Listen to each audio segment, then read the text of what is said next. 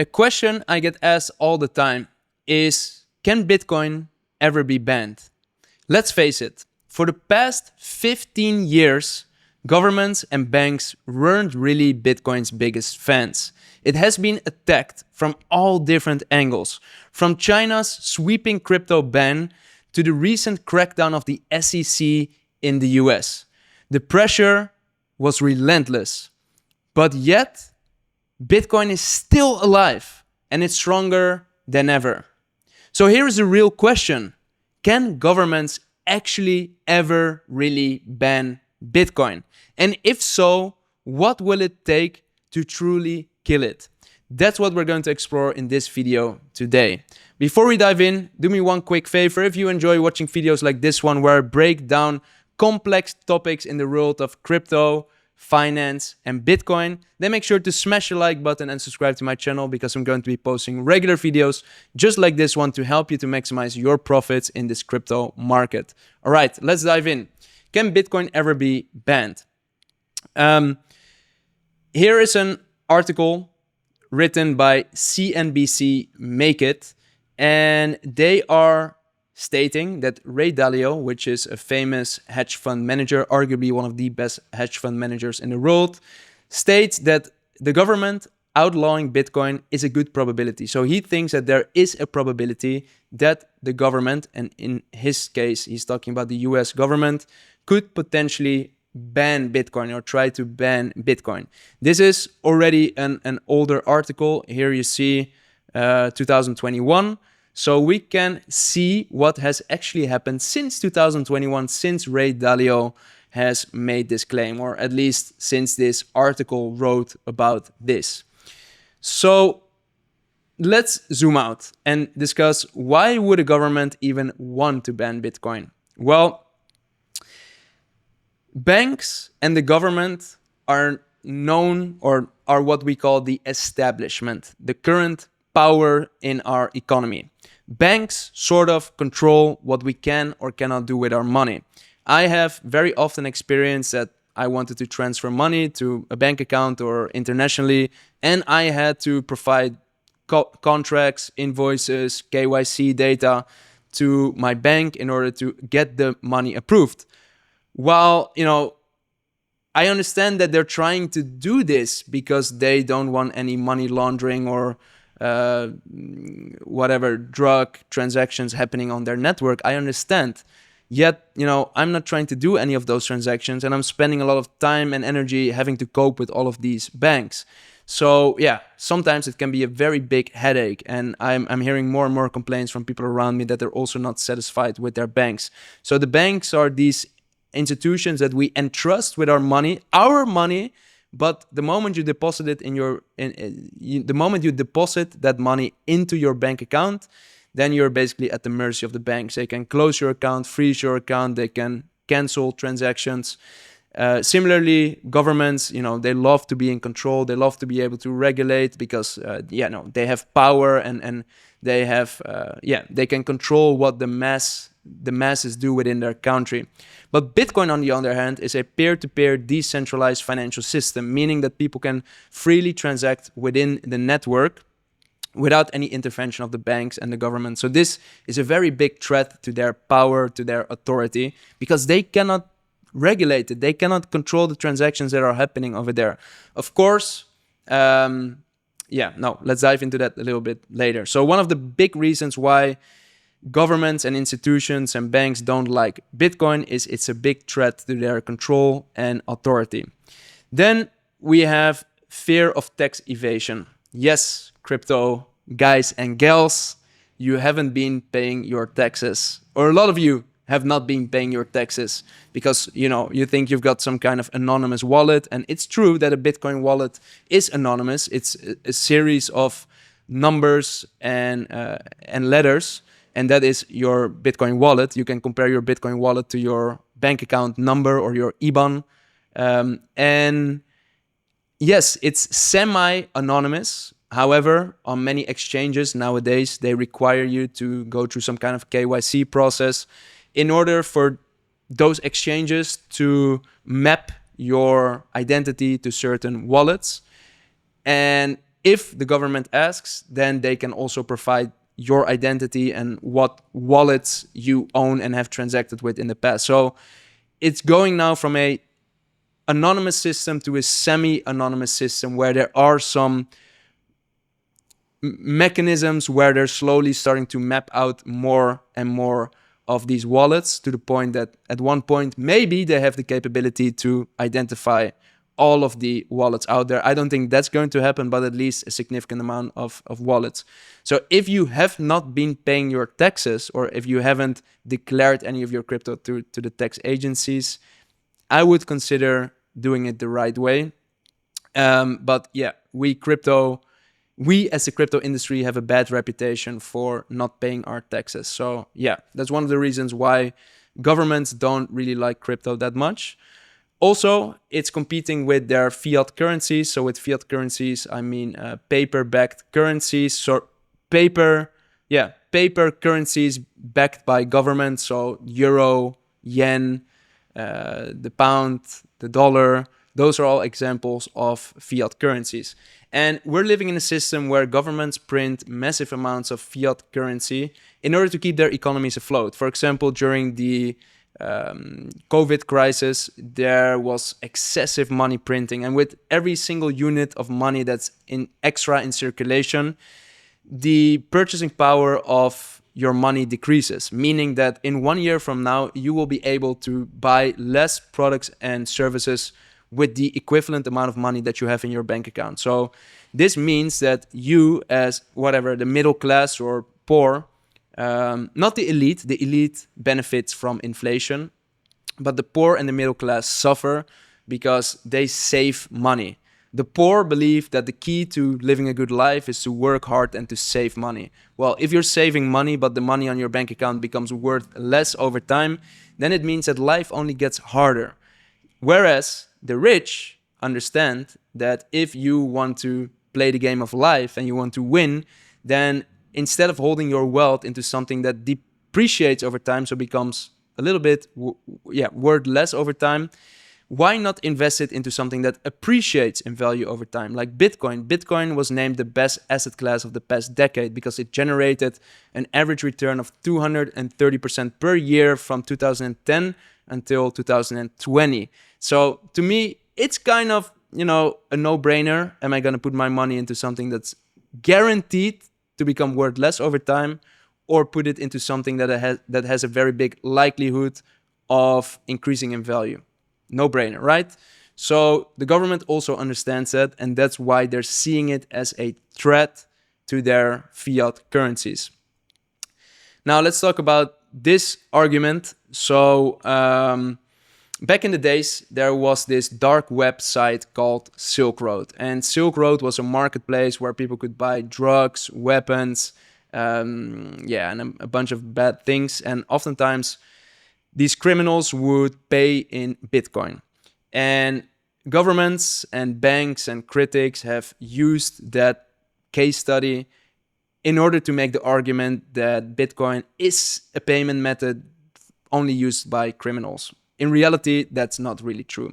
Most drug money right now is moved in dollars. If you've seen the the series Narcos on Netflix, let me know in the comments below if you've watched Narcos. I believe it's a really great series. I was absolutely hooked. I'm not the kind of guy that watches a lot of series, but I definitely binge watched Narcos. And in Narcos, you see that Pablo Escobar at one point starts to sell drugs to the US, probably also other parts of the world, but mainly the US. And that money, those drug deals were done in US dollars. Pablo Escobar was earning so much money at one point, so many dollars, that he took back to Colombia or stashed at other storage places. At one point, he was just burying money in his garden or in random spots, or he was just putting it in his fireplace to heat up his home because he had so much money that he didn't even know what to do with it. He had so much money that instead of using isolation in his walls of his homes, he just used money to isolate the walls. So that's insane. And that was all done, or mostly done, in US dollars. Or a lot of it was done in US dollars. Similarly, today, there's many drug cartels and criminals out there. and they're moving tons of, drugs, weapons in dollars. So I believe that if you make the argument that Bitcoin is only used by criminals because a small percentage of people on the network are using Bitcoin for illicit transactions, then I think you should, if you want to make that kind of generalizations, I think you should make a more fair generalization and also say that the US dollar is a currency for criminals. You cannot make a generalization but not generalize over there. Then at least generalize everything, right? Then every currency is a currency for criminals. But if you look at it in absolute terms, in transaction volumes, most illegal transactions are happening in US dollars, oftentimes cash.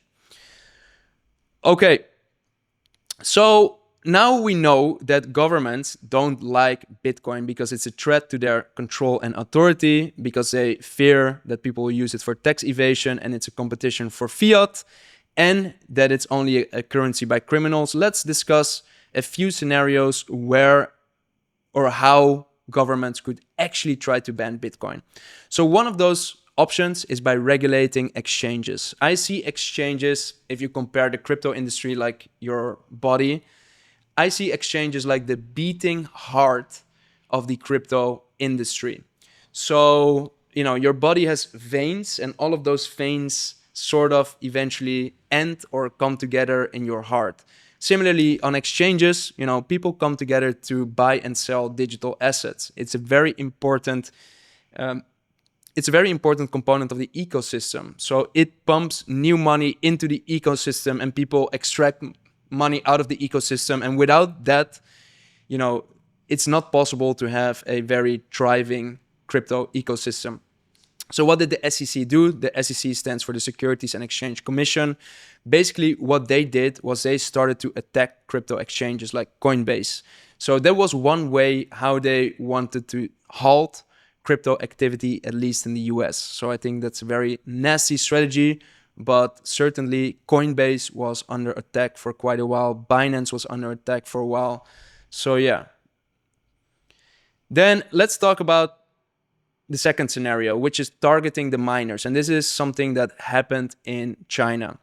So if you haven't watched many of my videos yet, I often talk about mining because I have a Bitcoin mining company where we have around 80,000 Bitcoin mining machines. And if you're curious how to get started with Bitcoin mining, even if you've got no prior experience, no knowledge, check out the link in the description below. But yeah, one of the strategies that governments could follow to ban Bitcoin is by attacking the miners. So this happened in China. And miners are the banking system of Bitcoin. So miners process all of the transactions that happen on the network. So if miners are banned, meaning that it's illegal to have those machines, then there will be no people to process the network, and then the Bitcoin network dies, meaning it's no longer possible to own and transact Bitcoin. So China actually tried this. And we're going to talk about the results of that ban in just a bit. Another way to ban Bitcoin is to make ownership of crypto illegal. And here you see a map of Statista. This is an outdated map of November 2021. The map might look slightly different today. But there are countries that went for an absolute ban of crypto. Like I mentioned before, China banned crypto, Egypt, Morocco. There's countries that have not spoken out or have not announced that they officially want to ban Bitcoin, but if you read between the lines, they implicitly ban owning it or using it. And then you have regulated countries like mostly the US and Europe, although regulated is also not really truly the case because there is still not a very strong regulatory framework and clarity about what is or what isn't allowed to be done within the crypto industry. So this has created a big dark cloud above the crypto industry. And what we need right now is that regulators actually create more clarity to remove the risk out of the industry so that companies can actually comply and follow the rules and regulations so that there's no risk of being sued or attacked by the SEC. So these are the three main strategies that governments could try to use to ban Bitcoin. Attacking the exchanges, which are like the beating heart of the crypto industry. Targeting the miners, which are like the banking system of Bitcoin. Without the miners, not possible to to transact on the Bitcoin network and to just simply ban ownership of crypto. Another more sinister motive, and this is for the conspiracy theory thinkers out there, although, I would not necessarily call myself a conspiracy theorist, but I do believe that this is something that's happening a lot. So what am I talking about? Well, not that long ago, El Salvador announced that they were going to implement Bitcoin as a legal tender within their country, meaning that you could freely use Bitcoin as a currency within everyday scenarios, like paying for your coffee in a coffee shop, paying for your restaurant, paying for dinner in a restaurant, paying for your hotel. So basically, you can just use it as a normal payment method. And on the other hand, we have the International Monetary Fund. The International Monetary Fund, the IMF, I'm pretty sure you've heard of that term before. The IMF is known to be the lender of last resort, meaning that if a country is struggling financially, then the IMF can give them a loan. So the IMF has actually urged El Salvador to remove Bitcoin as a legal tender. So this institution, which is helping poor countries to improve their financial situation, is basically telling El Salvador, stop buying Bitcoin. If you ever want our support or the support of the international community, if you're ever in trouble again, then stop buying Bitcoin. So what is the reason? Why would the IMF say that? Well, I call this modern imperialism. In the 1600s, 1700s, 1800s, we had an era where in particularly European countries like my country, the Netherlands, the UK or Great Britain, Spain, Portugal, they all had colonies around the world. They were extracting lots of resources and wealth from those colonies and used that wealth to become superpowers. Nowadays, that's absolutely not done. You cannot just send soldiers to a country and basically occupy it and then extract all of the resources. But there's a different way that you can do this, and that's through enslavement by debt. So what the IMF is doing is it's finding all of these struggling countries which they're borrowing money to. And whenever the IMF borrows money to such a country, they want to have some conditions in place to make sure that they repay their loans. Or if they can't repay their loans, then the IMF can lay claim on certain resources or assets from the country. And this is exactly modern imperialism. So they borrow money to countries that cannot actually pay for those loans. And then when they default on the loans, they sort of slowly take control over the country.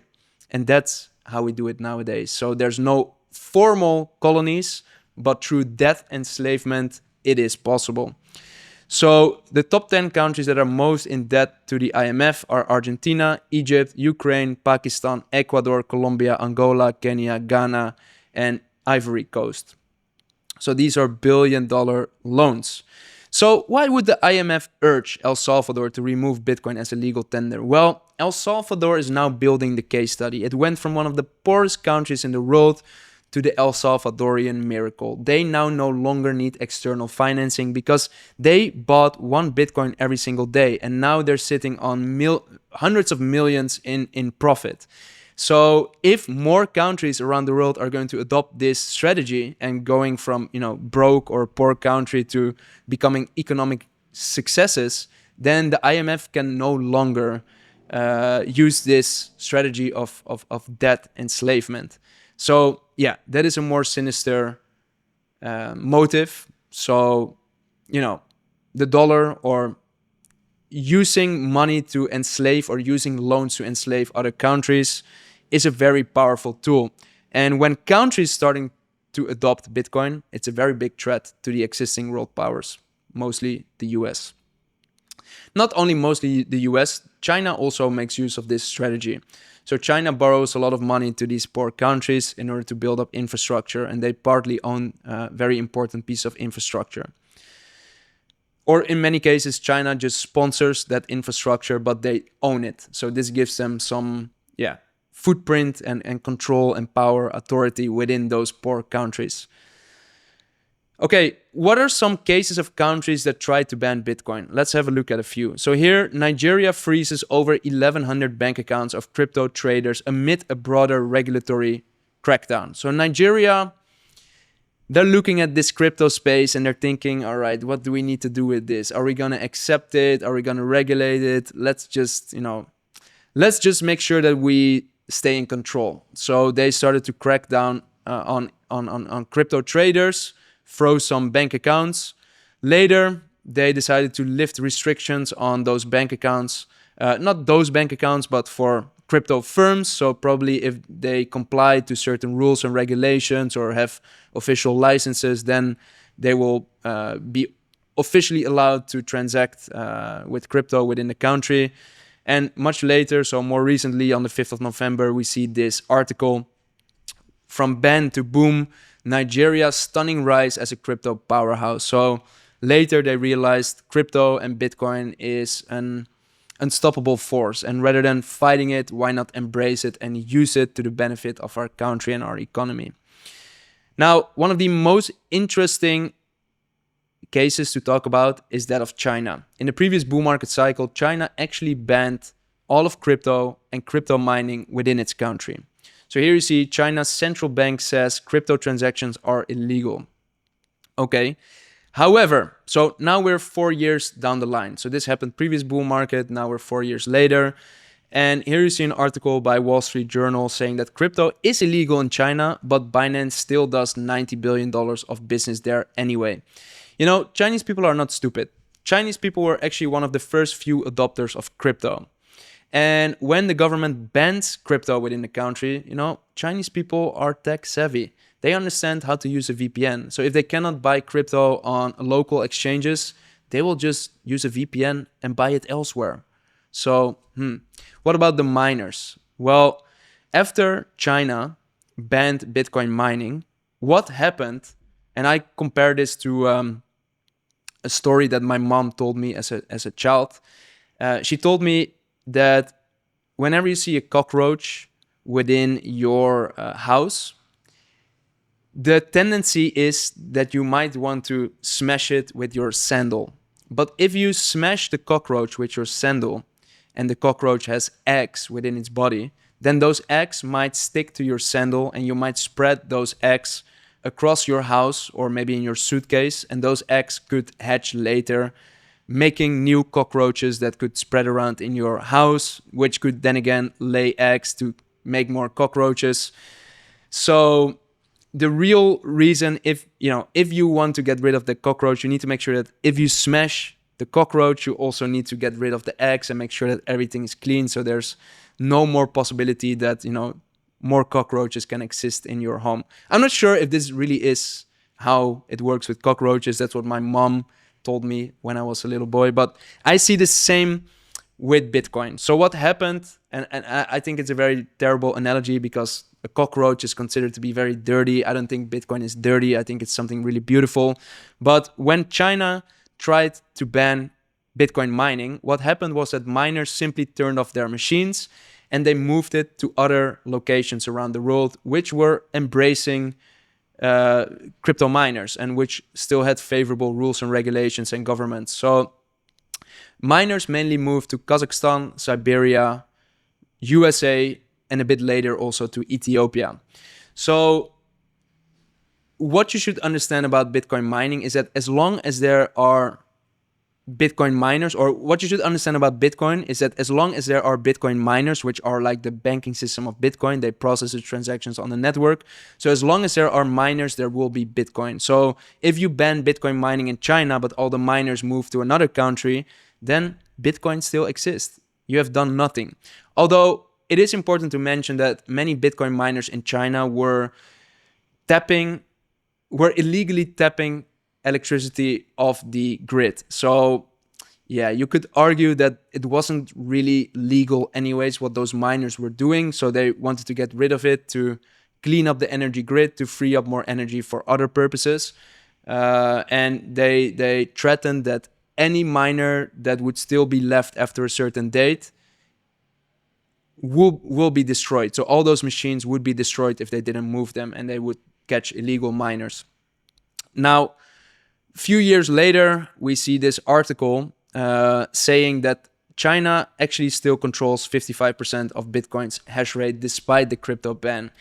Yeah, I am very deep in the crypto mining world, and I have experiences firsthand. I know that there's still a lot of Bitcoin miners in China.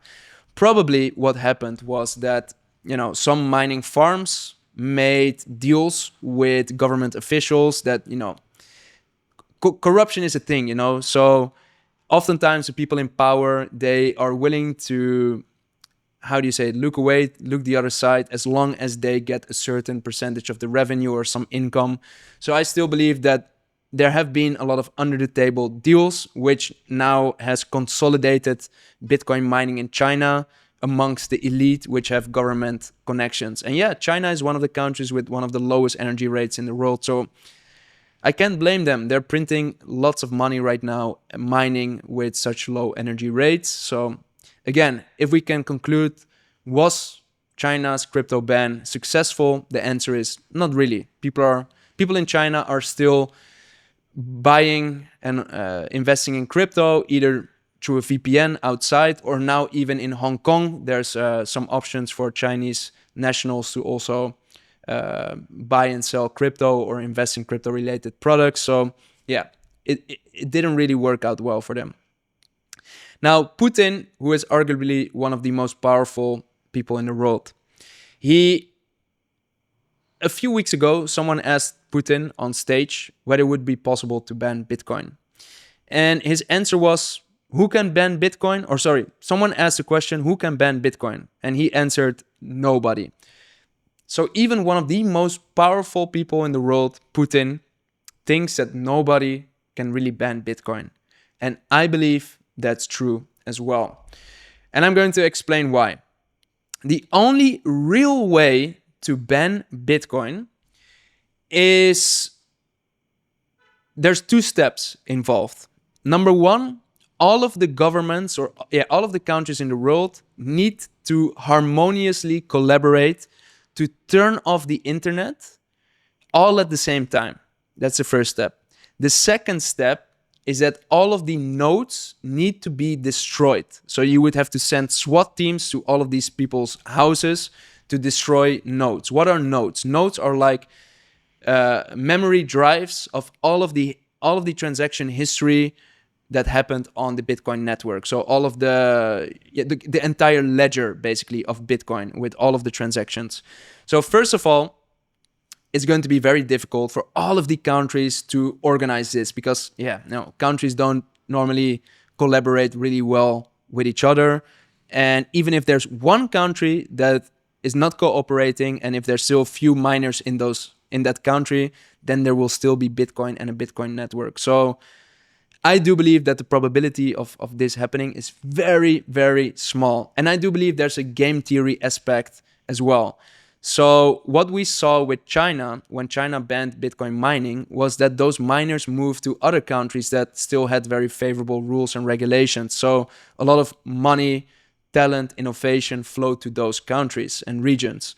And I do believe that there's a big incentive for one or a few countries that whenever the world is trying to shut down the Bitcoin network and a few countries basically stand up and say, no, we don't want to do this. We want to be safe havens for crypto miners. Then all of the money, the capital, the talent, the innovation flows to those countries. So they will actually benefit a lot from this. And then the second thing is you need to destroy all of the nodes, all of the devices that have all of the history of the transactions on Bitcoin stored. Well, that's going to be nearly impossible for the authorities to locate where all of these nodes are. There's literally tens of thousands, if not hundreds of thousands of nodes, if not millions of nodes, probably hundreds of thousands of nodes. So it's going to be very difficult to localize them and to all destroy them within that very short period of time that the internet is down. So that's my 2 cents. Hopefully now you understand the answer to the question, can Bitcoin ever be banned? There is a very small probability, but it will probably not happen. All right. Of course, make your own conclusion from everything that I've shared with you in this video. Let me know in the comments below, do you believe that Bitcoin will ever be banned? Or that it's indestructible, undefeatable. All right, I hope that you enjoyed watching this video. If you did, make sure to smash the like button so I know that you got good value out of it, because I put a lot of time and effort into making videos like this one. And if you haven't done so yet, then also make sure to subscribe to my channel, because I'm going to be posting regular videos just like this one to help you to get an advantage in the crypto market and to maximize your profits in this crypto bull market cycle.